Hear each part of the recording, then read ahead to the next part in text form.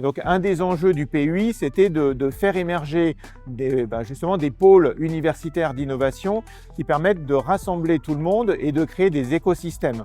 Et donc notre objectif, c'est de voir ces écosystèmes se pérenniser, devenir suffisamment solides par les liens entre les acteurs pour qu'ils puissent perdurer à nos financements. Et donc on a mis dans le cahier des charges des PUI le fait qu'on finançait pour 4 ans, mais qu'on devait voir une montée en puissance des activités et puis un modèle économique qui permet de financer ça.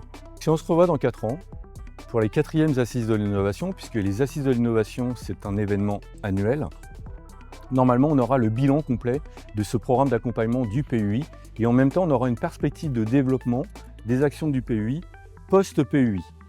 On va pouvoir mesurer en fait l'impact des actions qu'on a menées sur le territoire sur différentes dimensions. On va pouvoir démontrer que les outils qu'on met en place, que ce soit des outils de terrain à travers des personnes qui sont sur le territoire ou sur une coordination territoriale des différents acteurs, ou que ce soit des outils numériques qu'on est en train de développer, on va pouvoir mesurer l'efficacité de ces outils, notamment sur la dimension de détection, sur la dimension de l'accompagnement ou sur la dimension de la création d'entreprise. Cette coordination sera démontrée par le fait qu'un porteur de projet sera déposé à tel endroit et aura un programme d'accompagnement sur mesure, dimensionné dans un temps réduit. Premier résultat. On va pouvoir aussi mesurer l'impact, notamment à travers le nombre de transferts vers la société. Le nombre de transferts vers la société, c'est soit vers des industriels, à travers soit une création de start-up avec des industriels qui seraient impliqués, sous forme de filiale d'un industriel, soit sous forme de création de cession de licence ou de licence vers les industriels sur des brevets qui ont été déposés.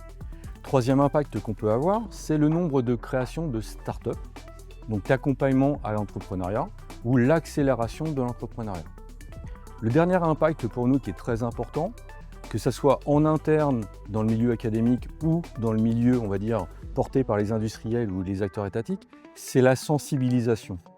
Donc si on arrive à démontrer à travers ce projet de développer cette culture d'adhésion à l'innovation, de réduire cette surface et qu'on ait un sentiment d'appartenance à l'innovation sur notre territoire, là on aura gagné. Parce que derrière ça, il y aura tous les mécanismes qui auront été développés.